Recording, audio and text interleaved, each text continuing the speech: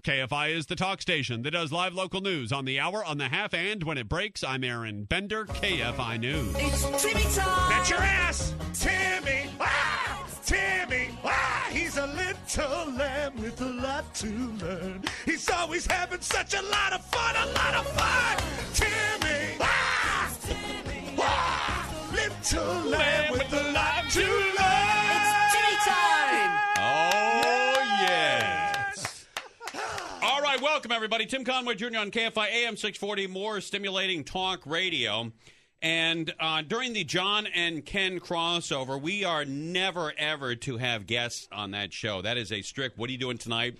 Don't chew up a lot of their time and off to the races. But Doug O'Neill, big fan of the John and Ken show, also the winner of the Kentucky Derby in 2012, man. Woo! Let's go! Come on. I couldn't believe it, man. Honestly, God, I was there at the Santa Anita Derby when I'll have another one. And I thought that horse had something special when I was watching that horse that day. Not enough for me to ever bet on again, but I thought there was something that horse had that was special. And then I went back and looked at that horse when it broke its maiden at 43-1, and there was horses breaking down behind it. That horse won by about 6 or 7 lengths.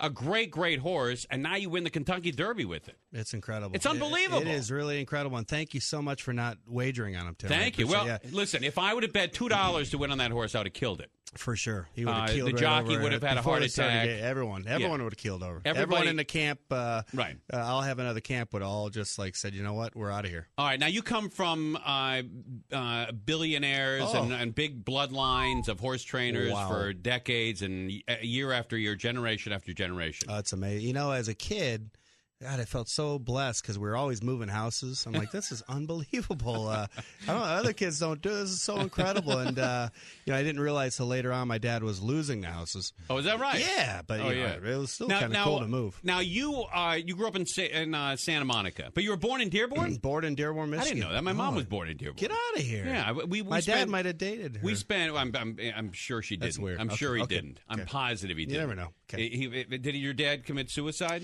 He tried, and he may have known her. He landed on a trampoline instead of the cement. But no, my mother was born and raised in Dearborn, Michigan. Wow. And we spent every summer there. Groseal and Dearborn, St. Francis Church there. My mother, parents, my grandparents, had the funeral home, was right next door.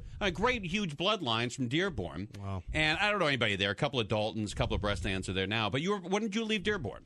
Left in 1980. Went to, actually, my brothers graduated from Dearborn Divine Child, a big Catholic school there. They're kind of a powerhouse. I know exactly where that is. Yeah. Oh, yeah. Huge football team. Yeah. Oofa. Yes. And so, we left in 1980 and came out to California. And my first day at school, back in the Midwest was really cool. Now, how old were you in 1980? 10. All right, 10 years old. Okay, yeah. Born in 1970. Yep. Yeah, I was going on my third year of third grade.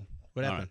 All right, so between 1970 and 1980, I probably ran into you at Dearborn. I think I saw you. I'm sure you did. It's a very small community. God, we had a special handshake back there. I'll tell you, you may have known my grandmother. I have two grandmothers. I know a lot of people have 9 now with divorces and everything, but I just have the 2 grandmothers. Yeah. My dad's mother is the greatest, most loving spirit in the world. She would come down at night to make sure we were tucked in. She would wake up in the morning with us. If we had the flu, she was always the greatest woman in the world. Never drank, never smoked, just wanted to make sure the kids were raised properly. On the other hand, my mom's mom, we would go visit her in Dearborn, Michigan. She lived in a 2-story nice place. Occasionally, she would come down from her bedroom nude in her 70s. Wow. Randy, I swear to God, I'll jump through that cliff. Yeah, don't. But she would come down the stairs naked and reach behind the refrigerator to get the bottle of gin and have a couple of pops. Wow. That's the difference between Dearborn and Sugar and Falls, Ohio. That's huge. That's my dream grandma. Now, geographically, only about 400 or 500 miles apart, but a world of difference. It really is. Between Dearborn and Sugar and Falls. Yeah. All right, so you come out here in 1980. This is a Doug O'Neill who just won the Kentucky Derby. Wow. There's only been 138 of Kentucky Derbies. Pretty cool. But so there's not 138 winning trainers. No. There's 80 or so? That's true. Good. I forgot about that. Yeah, a lot of guys who won 5 or 6. Not that's you, true. But guys who've won 5, 6. I think the record's 5, right? That's true. Right. Yeah. So there's a couple of guys who've won 5, a couple of guys who won 4, more guys who won 3. Yep. And so there's probably about 85 of you guys out there Wow. who've won the Kentucky Derby. Now, to give you an idea of how impossible it is to train a horse that wins the Kentucky Derby, it's more difficult than hitting or than pitching a no-hitter. There's been more no-hitters than there have been people who trained a horse to win the Kentucky Derby. I threw a That's no-hitter a huge last year. deal. Yeah. That's So a we huge won't even deal. bring up the fact I threw a no-hitter, too. Right. Yeah, All right. it's not- Now, so you're 10 years old. You moved 10 out to years old. 1980. 1980. How'd you get into horse racing? Well, God, like the very first day I show up at St. Monica's campus, Right. You know, in Michigan, it was really cool to have these big duffel bags. Whether you played hockey or not, you just like, oh, yeah, hey, ladies, I play a little hockey. And so I show up with this big duffel bag, and here's all these California kids with their backpacks and, you know, tans and everything. And the first person, Mark Verge, hey, who's Mark, the new who's sitting here, by the way, who runs Santa Anita. Huge shout out. What was his first comment? Huge. Oh, he was like, hey, who's this knucklehead? Is he moving in here or what? And I was like, oh, my God, this guy's going to be dangerous. I got to keep an eye on this guy. And it wasn't that long after that we were TPing houses and doing all kinds of cool stuff. So you guys met in 1980, is that right? That's right. All right, Mark Verge is here. He runs Santa Anita, and he's got a great story, too. We'll tell that in a second. Really? He goes from from not ever owning or having any. Well, I guess you had horses, but you never ran anything like a racetrack to running Santa Anita Park. You run Santa Anita Park. I'm Doug's it's a boss. great I'm story, Doug's by boss. the way. Yeah, we'll tell it later. I'm And we his boss. will get to that. But all right, so 1980, and then you start. What, you go to the track on the RTD? How'd you get there? Yeah, well, you know, God, the very first weekend we were out here, my dad took me to the track to Santa Anita. It was before all the advanced deposit wagering and stuff. And, Was your dad a degenerate gambler? yeah, kind of. Yeah. One weekend he'd be like super wealthy, and then other weekends he'd be like peanut butter and jelly kids. But everybody got a taste when he hit. Oh my God, he spread the love when he if he had a good hit, he definitely passed it along. What was his game? Was it horse racing? We loved horse racing and anything else. Right. Yeah. But no, my dad loved him. Rest in peace, Pat O'Neill. He's a great guy, and but he's the one who kind of exposed the business to me. And then I took Mark. Actually, I had talked to Mark about it, and we had a teacher and coach of ours who took us to the track for the first time together, named Mike Amadei. And Mike was going. What school is this? This was he taught it at St. Monica's there. And St. What Monica's? school you went to? Yeah, I know. No, Don't no. make it the tough one. No, yeah. Well, you went to St. Yeah, Monica's. true or false? True. All right, St. Monica. So the Catholic schools are breeding all the trainers and the my gamblers. God, it's unbelievable. Those. Yep. So we had religion class, and I think we had handicapping class. Right. Yeah. And That's when you can take a couple of the fellows from 6th grade to the track and nobody winked, batted an eye. Oh, yeah, Yeah. totally normal. You do that nowadays and it's over. Oh, you're all over the news for Right. bad things. But one of the first times, Mark and I, we took like 3 buses to get to Santa Anita, and we brought a friend of ours, Tim Marble, who was kind of a real conservative kid, red-haired kid, good kid, but didn't But a use- red-haired kid. Well, I don't know, that's not important. I'm just trying to paint a picture for Sure. people if you don't know what Tim Marble looks like. Right. Good-looking kid. All right, hold on a sec. We got to take a break. Take When we your come time. back, Yep. we'll talk to Doug O'Neill. He trained the horse that won the Kentucky Derby, beat out Bob Baffert's horse by a length and a half or so.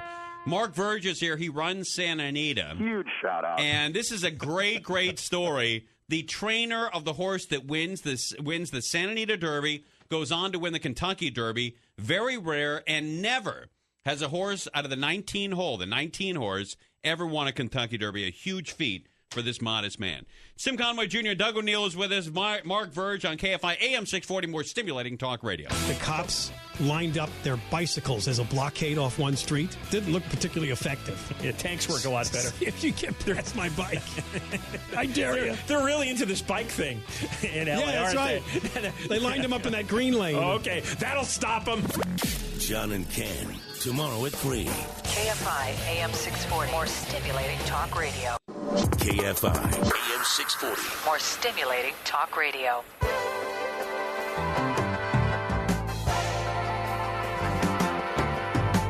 KFI AM 640, more stimulating talk radio. Tim Conway Jr. Normally we don't spend the first couple of segments talking about sports, but a friend of mine won the Santa Anita Derby, then the Kentucky Derby. I don't know how rare that is. How many guys, Doug O'Neill is with us, how many guys have won the Santa Anita Derby and then went on to win the Kentucky Derby? I can't tell you that, Tim. No, I know one, at least. There's been more than one, but you're just barely in the sport, aren't you? Yeah. Where is Santa Anita? Yeah. Horse named Sunday Silence, trained by the great Charlie Winningham, was the last horse to win the Santa Anita Derby and then go on to win the Kentucky Derby. Is that right? Oh, yeah. That's wow. And then 1981, if I remember right. Right. And then Man of War before that? Man of War, and then Seabiscuit. And all right. So now, have you gotten a lot of calls from guys who want to drag their horses over to your barn? I can't. It's going crazy.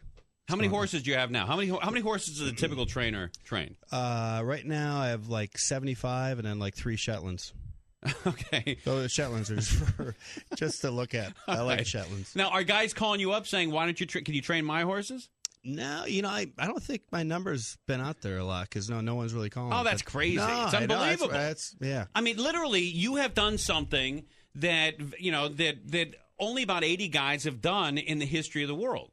And, to pitch, again, pitching a no-hitter, pitching a perfect game, all that stuff, it's nothing compared to a guy that can win the Kentucky Derby. Now, I was watching Bob Baffert before, with the pregame, the pre-race ceremony now goes on for 9 days. Yeah. So they have to fill it up with all kinds of crap. And it's always depressing horse crap, a guy who had a horse, then he had a heart attack, then he had a lung cancer. And everybody's, dying over there at the track. Yeah.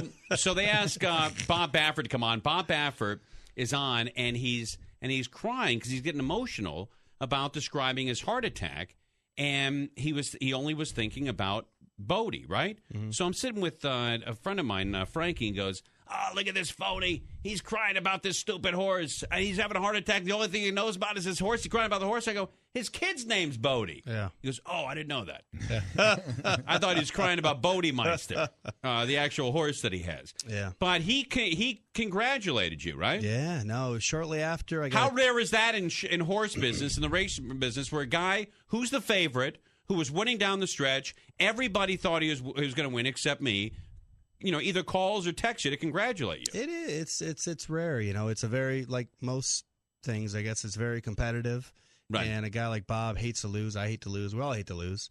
And it was heartwarming to me to get, a text from the great Bob Baffert saying, "Congratulations, great job." And that's pretty cool. Very cool. Now, typically, the guy who wins the Kentucky Derby comes back to L.A., and he runs a horse at Hollywood Park, and they've got a big ceremony. That happened for you? I think it's in the works. Oh, it's in the works? Yeah, I think it's pretty much in the works. Yeah, right. It's slow, but it's coming. All right, now what's the again? Doug O'Neill trained I'll Have Another and won the Kentucky Derby. Also, Mark Verge is here, who owns Santa Anita racetrack out there. Yep. What's next here? Boo! Who's booing Mark? That's crazy. What's next here? The Preakness. The Preakness that comes up in 2 weeks. 2 weeks. And I'll Have Another is very lightly run. It's only run 2-3 races this year. He's only run 3 times this year, 6 in his whole life. So he's very lightly raced. Right. And I think because of that, he came out of the Santa Anita Derby and the Kentucky Derby in great shape. And he actually flew from Kentucky to Baltimore today. Oh, you did? And how do they fly horses around for people who are not in the business? In a plane. Right, but they have a special FedEx plane, right? There's 2 ways. They can FedEx them, where they actually put them in a 3-horse stall pallet, and they pick them up and they put them in the plane. Right. And then is that dangerous? They give them a sedative before they fly them around? No, I mean, you have options, but we choose to fly all our horses. What does it cost to fly a horse from Santa Anita to Kentucky for the Derby? It's about $5,500 one way. That's it? Yeah. Really? I know. That's what first class costs. Pretty much. Wow. Yeah. All right, that's pretty cheap. Yeah. All right, now let's talk about the owner for a second of I'll Have Another. You guys have known each other for quite some time. Yep. And he is he owns how many horses? He owns a bunch. J. Paul Redham, who you're talking about, is a great guy. He grew up in Windsor, Canada, from a very, blue-collar family. And he was really into education, and he came out to USC, got his doctorate in philosophy, and actually taught philosophy at USC for a while. Right. And, in 1989? It could have been. I don't know what Mark's doing here, but something. Right. But he's a blue collar guy who's worked his butt off, and he's become a very successful man. He started Ditech and sold it for a boatload of money, And then he started Cash Call, and So he's got cash. he got Gary Coleman resurrected there for a while. He was doing good, and then Right, and then he died. Yeah, sorry. All right, so this Doug O'Neill is yeah. with us. He won the Kentucky Derby. He trained I'll Have Another. What did you see in this horse that was different from other horses?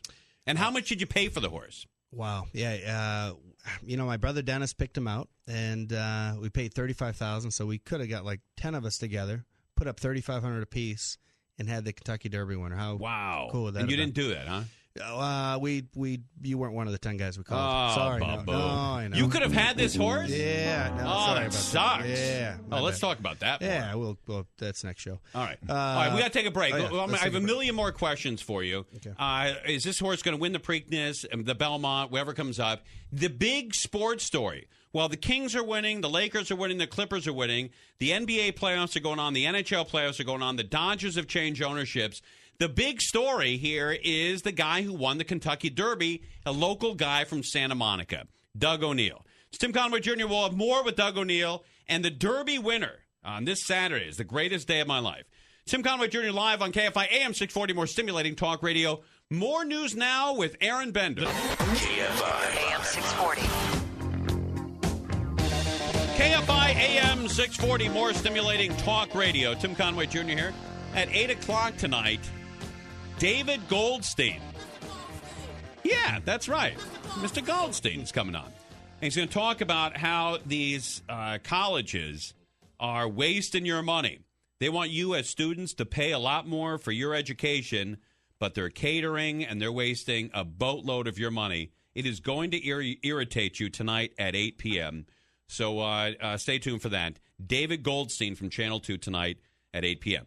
Now, Doug O'Neill is with us. He trained I'll Have Another, which won the Kentucky Derby. Mark Verge is here, who runs and owns Santa Anita, and we'll talk about that in a second. These guys have known each other since they were, 10 years old. Wow. How about this? They've known each other since they were 10 years old. One guy this year starts to run and runs now Santa Anita, and the other guy wins the Santa Anita Derby and then the Kentucky Derby. All in 1 year. Something is about to happen. Wow. Somebody's going to get struck by lightning. This all can't be possibly this good. So the Derby goes off, and I'm watching with Frankie Renzulli. I'm watching on TV, and I see your horse that he's 6th, and then he's 5th, and I'm thinking, I don't know. This Bodemeister, man, he's got a 6 or 7 length lead, and he doesn't look like he's tired. And then I saw the overhead afterwards. Have you seen the blimp? No, I heard it's a great You've view. not seen the overhead? Oh, man. You got to watch the overhead shot of the stretch. This horse of yours gains a half a length with every stride in about the last 40, 60, 80 yards. It's unbelievable. With every stride, you can see him just hunting that horse down, and it's almost like he was screwing with that horse. He's like, I know where the finishing line is. I got enough in my tank. I'll make it. And these horses, by the way, if you're not in the front of this Derby and you get squeezed on that rail like Union Rag did, it's over. Yep. You get pinched on that rail, you got nowhere to run, and it's over. That's what happened. Plus, you get tons of mud thrown in the jockey's face and the horse's face if you're behind in this Derby. And that's what happened also to I'll Have Another. Tons of mud on this horse. Yep. But now this jockey, who's the jockey? Mario Gutierrez. He was born in Mexico. Yeah. And he was brought to tears. Yeah. No, he we told him he was going to have to hang around with Mark later on that night, and so no, he's a good kid. He was raised in Mexico. He started race riding at the age of 12, match racing down there in Mexico. And how did you pick him out of all the jockeys? We were up at Santa Anita in the Front Runner restaurant, which is awesome. We were just talking about that. Was he working up there? He was flipping burgers up there. Yeah. And then you said, you got to be a jockey? I said, man, you can't make burgers at all, Right. so let's try this riding thing. Right. And actually, Paul and Zilla Redham chose him, and we had him come over, work I'll Have Another, and God, the kid has just got amazing hands. Dude, he is unbelievable. Masseuse, this is going to be the next Chris McCarron or Lafitte Pinkai. I think he's got that kind of ability, and he's a real humble kid, but confident kid, and he's young. He's only 25, and to win a Kentucky Derby, that was the first time he's ever ridden on that track. It was very emotional for him. Was his family in Mexico watching? They were. That's sensational. Yeah. That's a great story. It We is. just got to get that Univision on to get that story. Maybe they'll cover that. Because, for some reason, these stupid networks, they don't like to cover horses because, they say, oh, it's with the animals and stuff. And I say F them, right? Yeah. No, I'm with you. Are you to dump that? No, sorry. But anyway, so now the Preakness comes up next. Yes. How far? The Kentucky Derby is a mile and a 16th, mile and an eighth? Mile and a quarter. Mile and a quarter. Yeah. How big is? How long is the Preakness? The Preakness is a mile and 3/16, so it actually drops a little bit. Okay, but then in the Belmont, you run for 9 miles. Mile and a half. Mile and a half. Yeah. That's the big one. That's the big one. So you get 2 weeks between now or between Saturday and the Preakness, then 3 weeks before the Belmont. Yeah, it's a major challenge, and it hasn't happened since 1977. But with this horse, I think he's got a strong possibility to be the I first hope he one. wins. Yeah. Doug O'Neill, the trainer of I'll Have Another, winning the Kentucky Derby of 2012. And how much did Redhams pay for this horse?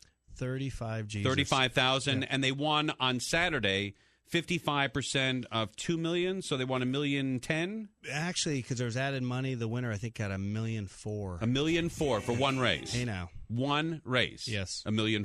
Yep. What do you get out of it? I get.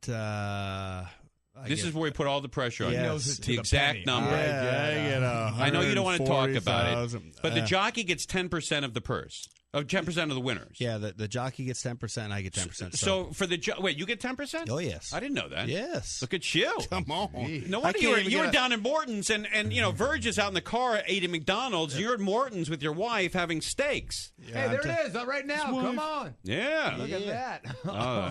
Is that Cialis Mario Gutierrez? commercial? Is that the Cialis commercial and you and your wife did? Oh, hey, and that bathtub thing. All right. Hey, so you win 10% of the winner's share. Yeah. So the winner's share is 1.4 million. Yep. You made $140,000. Hey now. All right. Yes. Now the jockey for his 2 minutes of riding around made $140,000. I think he could buy the whole town he grew up in. But how much? But this is what people don't know about horse racing. Yep. Second place. What did that jockey win? That jockey won 5%. 5%. So it drops down to 5%. Okay, the jockey that came in 15th, what did he get? He got like a mint julep and like a duffel bag. He gets $40, right? He gets $40. Yep. Is that right? No, I think in a race like that, the losing jockey gets like $175 and like a pat on the keister. So he gets, typically, if you don't win a race, you come in third or fourth, you get $40. No, the lowest now I think is like $85. Okay, you get $85. The guy who wins, the jockey who wins, gets $140,000. Yeah. The guy who comes in ninth gets $175. Yeah, it is kind of there's a big discrepancy there, isn't there? But you know what? Incentive to win. There you go. Yeah, no, right? You're right. Incentive to win. These guys are all trying their butts off trying to get that $140,000. By the way, in nighttime radio, when you come in 9th or 10th, you also get $175 a night. That's why we got to keep the ratings up. There we go, all right. Jimmy. All right, yes. Mark Verge is with us. He runs and you don't own Santa Anita, but you run Santa Anita. Yeah, all right? I do run it. And you two have known each other since 1980 when he came out here with his duffel bag from Dearborn, Michigan. Kid we've ever seen in Santa Monica. This is a great local story. Why isn't this on all the news the news stations? I know, they should push this. This is unbelievable. The story. I know. We're getting it going. We're trying. We're here, baby. We're the number one show in L.A. And horse racing. We want to be here. The first call I get after your horse wins the Derby, I look down and my dad's calling me, right? And so my dad calls me, and my dad was at the Santa Anita Derby at Front Runners, thanks to Mark, at Front Runners. Nice guy. Had to pay his bill, but at Front Runners. Sitting there at Front Runners, right? And we saw your horse win the Santa Anita Derby. We have our pictures taken with you and the horse that won the Santa Anita Derby. So my dad calls me up. And because this is our only real connection. My dad always wanted to win the Kentucky Derby. He never did. But that was his dream. His dream wasn't the Carol Burnett show or do a movie that made $195 million. He wanted to win the Kentucky Derby. And now we have a connection with a friend who won the Kentucky Derby. So he calls me up, and he says, and I answer the phone. I go, hello? And he says, I can tell in that voice you didn't have it. And I said, I didn't have it. And he says, why didn't you have it? And I said, because if I bet on that horse, it would have come in ninth. And he says, you're the best friend an owner or a trainer could ever have. But he was laughing his ass off. I had nothing on the horse. We went with the 18 horse, Stormy Cat or Did you really? Stagey why would Cat you do or that? what it You was. called us before the race. Because if I bet on the horse, 30 it minutes comes in. before the It race, comes we in talked to night. you. But 30 minutes before the race, we're talking to you. All right, 165,000 people are at the Kentucky Derby. Record. That is a record amount of people. That's a whole lot of people. I know, Bill, it is a huge amount of people. But it's hotter than hell there. It's humid as hell there. And I see you guys sweating your ass off. I saw that hat that, what's his name? Bob, who's the announcer there who talked to you first? Casas? Bob Casas. I saw that hat he was wearing, and he was sweating. Yeah. No, it was a warm. You know, it was such That a wasn't great... a hat? That was a hat, wasn't it? That was his hair? It's a hat of Oh, some get sort. out of here. yeah, That was no, his it's, hat. All right, when we come back, I got a text from Angel Martinez, the local story here about I'll Have Another. Somebody in this room won $20,000 on that race. We'll tell you who that is when we come back. Aaron Bender, I gave him the horse. I'll Have Another. I gave it to Angel Martinez. I gave it to Randy Wang. I gave it to everybody listening to KFI. I'll Have Another. Bet him in the Derby. Let's see who did. Here's the phone number. 1-800-520-1KFI. We come back. I'll tell you what Angel and Aaron Bender, the big bunch of losers here on KFI, how we all got screwed out of this.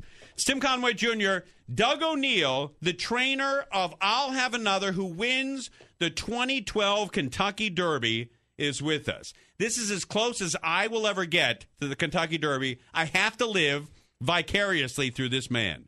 It's Tim Conway Jr. live on KFI AM 640, more stimulating talk radio. She's been in the public eye for 20 years. First time I've seen her dancing or having a beer. All of the Bill and Monica Lewinsky You don't scandal think stuff. Bill's had a few... You don't think Hillary's entitled to one crazy night? What I wish she Bill's had been up barfed. to. It would have been great. That's a good use for the headband. John and Ken, tomorrow at 3. KFI AM 640. More stimulating talk radio. Listen to Tim Conway Jr. anywhere with the iHeartRadio app for your smartphone. KFI. KFI. More stimulating talk radio. An iHeart radio station.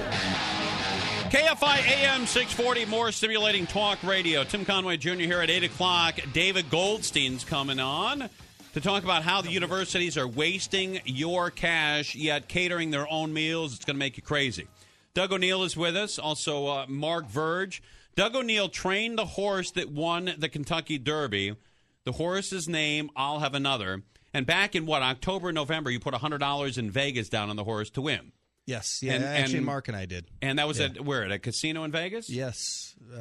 What casino? Lucky. State Line. State line. Oh, 200 to State 1. Line, baby. So you won $20,000 Doug gets 3. on a $100 bet. We might close that place All down. right. You might, Excellent. if you go by there and it's all boarded up, you know why. You got to cash that in soon. Oh, it's all right. there, Mike yeah. and Aliso Viejo, you're on KFI with Doug O'Neill.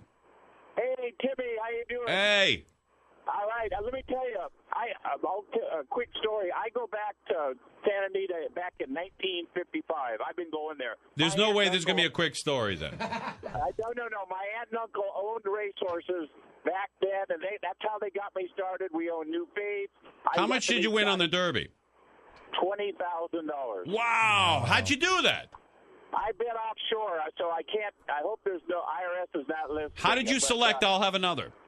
Well, it's a funny story. They gave me a free post position pick because I bet with them all the time. I happened to pick 19. I don't know Good why for I picked you. that number. All right. John and Whittier, you're on KFI. John, you there? Hi. Hey, you're on KFI. Yeah. I bet I'll Have Another. Love the horse. How much did you win? $15,562.20. Good. Spend most of it on an ENT and get your voice fixed. I played him in the pick 4. All right. Excellent. Thanks for calling.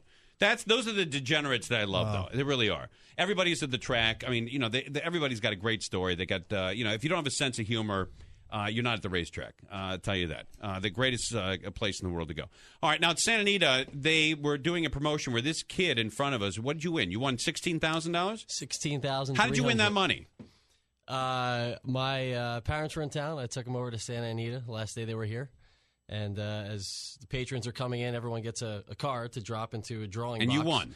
And I won. I was 16,000. Yep, I was one of 25 people. And when they rounded everyone up, they said 8 of us would be picked.